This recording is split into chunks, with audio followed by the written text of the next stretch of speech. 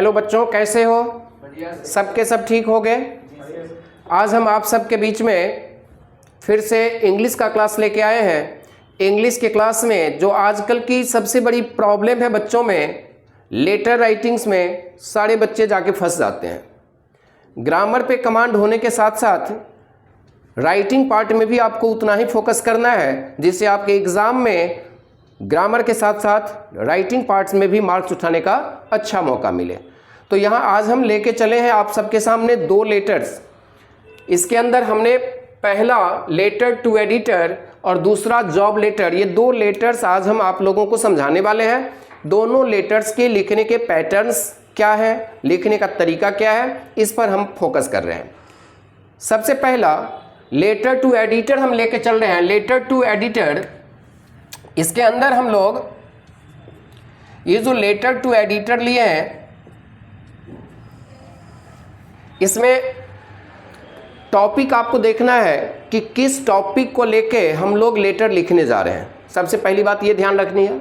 दूसरा ध्यान रखना है कि किस पोजीशंस में लेटर का पैटर्न्स होना चाहिए। लेटर की जो ड्राफ्टिंग है, जो लेटर लिखने की कला है, तरीका है, हमें उस पैटर्न के हिसाब से ही लेटर लिखना होगा, अदरवाइज हमें अच्छा मार्क्स नहीं मिलेगा। तो सबसे पहले हम लोग लेटर लिख लें कि हम लेटर एडिटर को दे रहे हैं। तो एडिटर को देने के लिए सबसे पहला चीज़ है सब्जेक्ट टॉपिक। हमारी सब्जेक्ट टॉपिक कैसी होनी चाहिए? तो दो तीन चीज़ है जहाँ पे ज़्यादा आपको फोकस करना है। सबसे पहले हम लेटर लिखे टू द एडिटर। हम एडिटर को दे रहे हैं इसलिए लिखा हमने टू द एडिटर। इसको थोड़ा सा पैटर्न सही करके लेना है, द टू द एडिटर। अच्छा, नई जो पैटर्न सिस्टम्स लेटर लिखने के निकले हैं या एप्लीकेशंस लिखने के, उसमें टू शब्द को इग्नोर भी किया जा रहा है कई जगह। तो न्यू पैटर्न के हिसाब से टू नहीं भी देने से चलेगा, क्योंकि टू को हटा दिया जाता है। डायरेक्ट द एडिटर से हम लोग लेटर स्टार्ट करते हैं। एज ए 2023 के सिस्टम्स के हिसाब से अगर कोई भी लेटर राइटिंग लिखा जाए तो वहां देखिएगा कि द शब्द का, टू का प्रयोग नहीं किया जाता है। लेकिन हम पहले भी जितने भी लेटर्स लिखे या पढ़ाए या दिखाए, उसमें हमने टू द लिखा, इसलिए हम यहाँ टू मेंशन कर रहे हैं। तो इस बात पर ज़्यादा डिस्कस नहीं करना है। आप दे सकते हो, नहीं भी दे सकते हो, बट न्यू पैटर्न के हिसाब से कोई टीचर्स बता रहे हैं आपको कि टू लिखना कोई कंपलसरी नहीं है, तो you will accept it easily. आप उसको एक्सेप्ट करें, डिस्कस नहीं करना है। तो हमने दिया टू द एडिटर। अब कहाँ लिख रहे हैं सर? तो ये देखना है कि आप किस स्टेट से लेटर लिख रहे हो, बिहार से लिख रहे हो कि असम में लिख रहे हो। ये आपकी जो सब्जेक्ट टॉपिक दी गई है, ये टॉपिक कहाँ का है। अगर असम का है तो आप असम मेंशन करोगे, बिहार का है बिहार मेंशन करोगे। तो एडिटर कहाँ होता है सर? न्यूज़पेपर में। एडिटर्स कहाँ होता है? न्यूज़पेपर में। तो आप यहाँ दोगे the editor the Assam Tribune. हमने यहाँ असम ट्रिब्यून लिया। अब असम ट्रिब्यून है कहाँ सर? तो गुवाहाटी असम, इसलिए हमने एड्रेस दिया गुवाहाटी असम। अब इसके बाद हमें डेट पैटर्न पर ध्यान देना कि मैं लेटर जो दे रहा हूँ एडिटर को कब दे रहा हूँ। ठीक है, सेवा बोर्ड में कई जगह आप डेट राइट हैंड साइड में देखते हो, सीबीएसई पैटर्न में वहीं जाइए तो डेट लेफ्ट साइड में होता है। तो यहाँ हमने लेफ्ट साइड में डेट का यूज़ किया कि जनवरी 21, 2023, ये डेट हमने मेंशन किया। अब हम चलें कि किस सब्जेक्ट पर हम लेटर लिखने जा रहे हैं। What will be my subject? तो we have to focus on the subject topic. अब हमने यहाँ लिया कि electric power in Guwahati. Electric power in Guwahati मतलब गुवाहाटी में पावर सप्लाई की प्रॉब्लम्स है, जिसके ऊपर हमें गवर्नमेंट को अटेंशन दे के लेटर्स को कंप्लीट करना है। Is it clear? हमने यहाँ दिया लेटर किस लिए? तो पावर सप्लाई की प्रॉब्लम्स के लिए। अब यहाँ पे हम लोग देंगे डियर सर। जो एडिटर को हम लिख रहे हैं उसको क्या चीज़ से संबोधन करेंगे? सर से करेंगे। हम लोग लिखेंगे dear sir, through the column of your esteemed daily newspaper I would like to draw the attention of the Assam government to electric power supply in Guwahati. ये चीज़ सर क्या है? जरूरी नहीं है कि आप यही चीज़ लिखें। हम लोग यहाँ पर ऐसे भी दे सकते थे कि through the estimated daily newspaper I would like to draw the attention of the authority. ठीक है ना? हर चीज़ यहाँ मेंशन करना जरूरी है। असम गवर्नमेंट हमने दिया, हम अपने पैटर्न से इसको बदल सकते हैं कि through the estimated daily newspaper I would like to draw the attention of the authority. ठीक है, अब क्या चीज के लिए ऑथोरिटी को आप अटेंशन कर रहे हैं? तो इलेक्ट्रिक प्रॉब्लम के लिए, इलेक्ट्रिक सप्लाई जो आपके यहाँ पावर सप्लाई है, पावर सप्लाई की प्रॉब्लम्स है उसके लिए कर रहे हो। तो यहां तक देने के बाद में ये जो है that is the basic foundation of the letter. Letter to editor का आप यहां से लेकर के और यहां तक जो है ये एक क्या है, बेसिक कॉन्सेप्ट है जो किसी भी लेटर टू एडिटर में आप इन्वॉल्व कर सकते हो, चाहे वो पावर सप्लाई प्रॉब्लम हो, चाहे वो एजुकेशन प्रॉब्लम हो, चाहे वो वाटर सप्लाई प्रॉब्लम हो, चाहे रोड प्रॉब्लम हो, ट्रैफिक प्रॉब्लम हो, कुछ भी हो लेटर के अंदर। सर आपको सिर्फ रिमूव क्या करना है, बदलना क्या है? तो यहां से इस सब्जेक्ट को बदलना है। पहला काम किसको बदलना है? सब्जेक्ट को बदलना है। सब्जेक्ट बदलने के बाद में आप जो इसमें दिए जिस जो सब्जेक्ट होगा according to subject your this paragraph will be. अब यहां अगर हम लेते हैं कि रोड प्रॉब्लम, जीएमसी एक्ट के अंदर आगे रोड प्रॉब्लम, तो आप क्या लिखेंगे यहां पर कि through the column of your esteemed daily newspaper I would like to draw the attention of the GMC department. ठीक है ना, पावर डिपार्टमेंट की जगह क्या आ जाएगा? GMC department.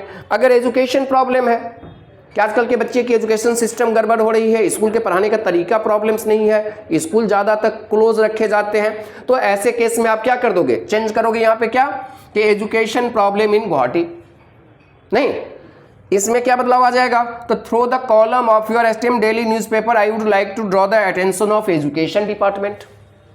जहां पे ये क्या था, Assam government to the power supply department, तो वहां क्या आ जाएगा?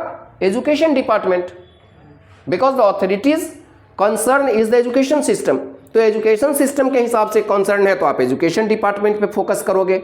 इट मीन्स कोई भी लेटर टू एडिटर सर आप लिखो तो आपके यहां से लेकर के यहां सब्जेक्ट के पार्ट तक, यहां बॉडी से ऊपर तक के पार्ट तक में क्या होगा? टॉपिक बदल जाएगा but system will be like the same. I think the concept is clear.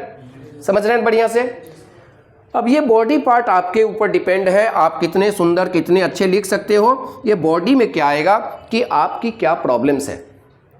Power supply होगी, हमारे बच्चे को पढ़ाई लिखाई में प्रॉब्लम होगा, पावर सप्लाई है। अगर हम इंडस्ट्रियल एरिया में हैं तो हमारे इंडस्ट्रीज़ को प्रॉब्लम होगा, प्रोडक्शन में प्रॉब्लम आ जाएगा।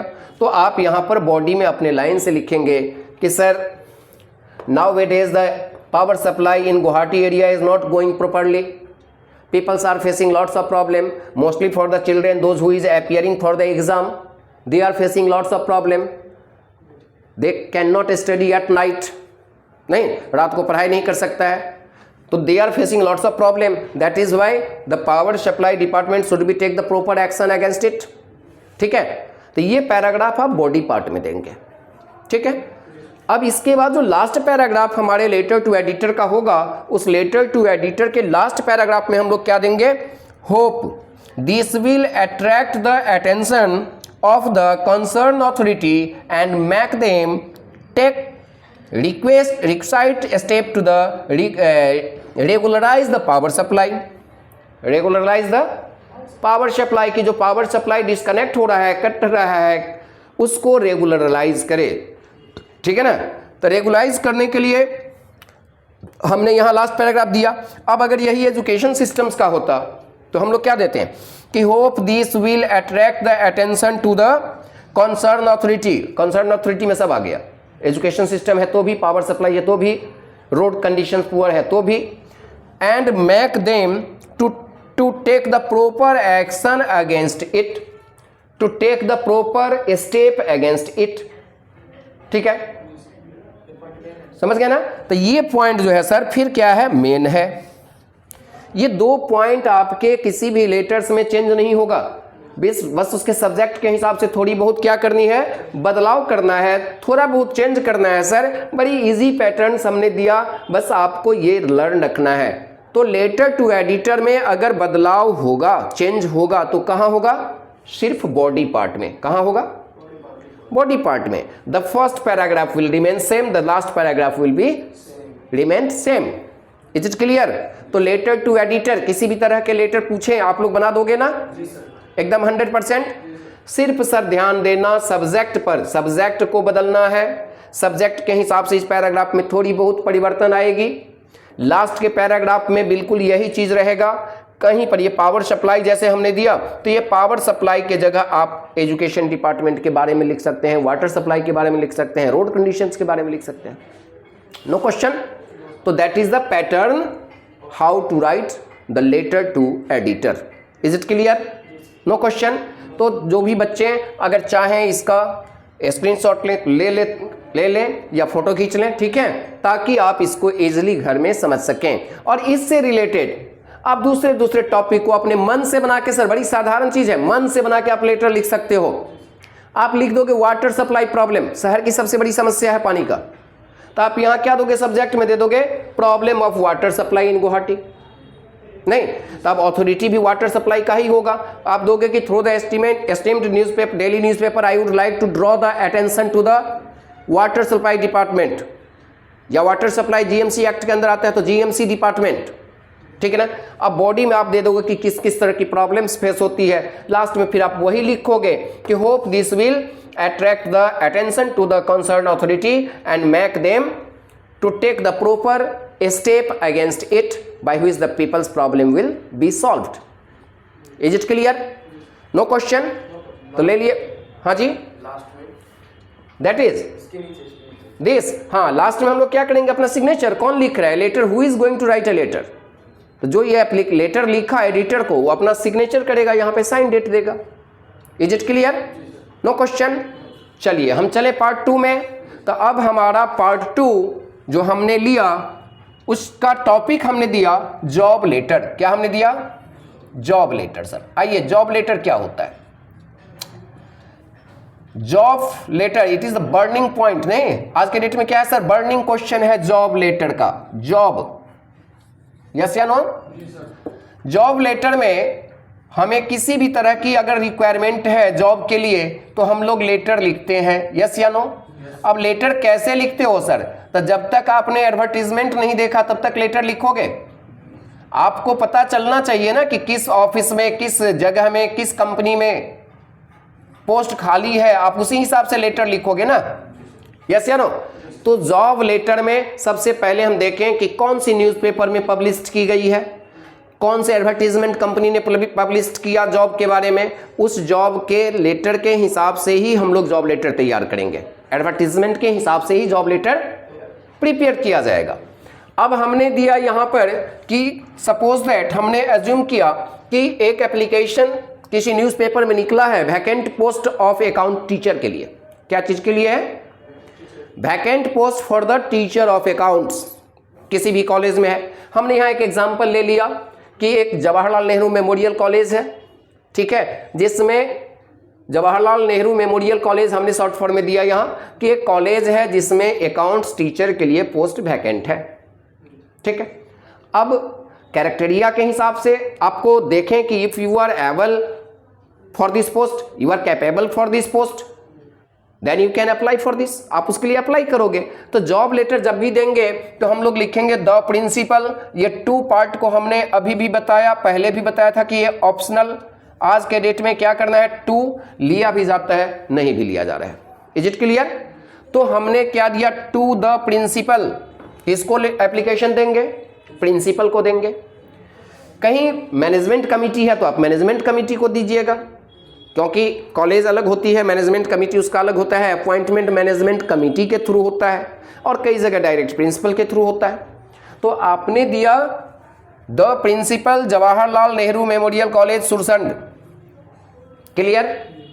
अब डेट दे देंगे और डेट के बाद में सर मेन टॉपिक हमारा है सब्जेक्ट का। फिर यहां भी वही बात, क्या आई? सब्जेक्ट का। अब सब्जेक्ट में आप क्या लिख रहे हो, तो application for the vacant post of accounts teacher. Accounts teacher क्या चीज के लिए आप दिए? Vacant post of accounts teacher. अगर वहां रहेगा 4th ग्रेड का जॉब तो आप लिखोगे for the vacant post of 4th grade clerk, ठीक है। तो ऐसे केस में सब्जेक्ट बदलता रहेगा आपके जॉब के हिसाब से।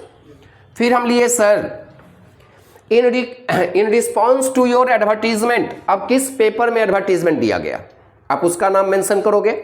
तो in response to your advertisement in the Hindustan dated, अब कब पब्लिश हुआ वो भी तो डेट मेंशन करेगा ना। तो advertisement in the Hindustan dated 20 दिसंबर 2022, ये चीज सर ध्यान देने वाली बात है। ये जो हमने डेट यहाँ कॉलम बॉक्स किया बंद, 20 दिसंबर 2021, हम लेटर कब लिख रहे हैं जॉब के लिए? 21 जनवरी को। तो आपका एडवर्टीजमेंट तो उससे पहले आया होगा ना, एडवर्टीजमेंट पहले आया होगा। अगर क्वेश्चन पेपर में तो उस तरह से ध्यान देना इस बात को कि ऐसा ना कि एप्लीकेशन हम पहले कर दें और डेट उसके बाद का दिया हुआ हो, तो तब तो फिर वो लेटर गलत माना जाएगा ना, क्योंकि जब एडवर्टीजमेंट आप देखे हैं उसके बाद ही तो लेटर लिखे हो। तो हमने एप्लीकेशन में कब देखा एडवर्टीजमेंट? 20 दिसंबर को देखा, और हम एप्लीकेशन कब कर रहे हैं? 21 जनवरी को। ठीक है, तो 20 December 2021 for the post of account teacher I would like to offer myself as a candidate for the post. ये लाइन सर एकदम बिल्कुल यही लिखना है, किसी चीज का हो तो, टीचर का हो तो, प्रोफेसर का हो तो, क्लर्क का हो तो, आपको बस वही लिखना है। क्लर्कियल जॉब है तो आप लिखोगे in response to your advertisement in the Hindustan dated 20 December 2021 for the post of clerk, यहां क्या करेंगे? For the post of clerk I would like to offer myself as a candidate for the post. Difference समझ गया letter में? सिर्फ subject के जगह topic ये सारा का सारा वही रहेगा। ये अकाउंट टीचर जहां है सर, ये चीज क्या होगा? बदलता रहेगा। No problem. अब हम लोग बॉडी पार्ट में देंगे सर। अब ये बॉडी पार्ट की जो रिक्वायरमेंट होगी according to your criteria of the job, उस जॉब की क्या कैरेक्टेरिया है? आप एक अकाउंट्स टीचर के लिए जॉब लेने जा रहे हो, यू मस्ट बी एमकॉम। आपको क्या होना चाहिए? एमकॉम होना चाहिए। कॉमर्स रिलेटेड नॉलेज आपके पास होना चाहिए। नहीं तो आप लिखोगे sir I have completed my MCom from Bihar university या Muzaffarpur university in the year 2002।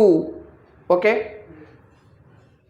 Eight present I am working in some college, किसी कॉलेज का नाम आप दे देंगे कि I have been working in this college since 5 years, sorry since 2010, since 2015।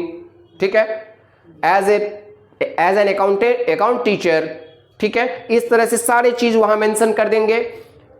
ठीक है, I am a sound mind person, I have a well experience.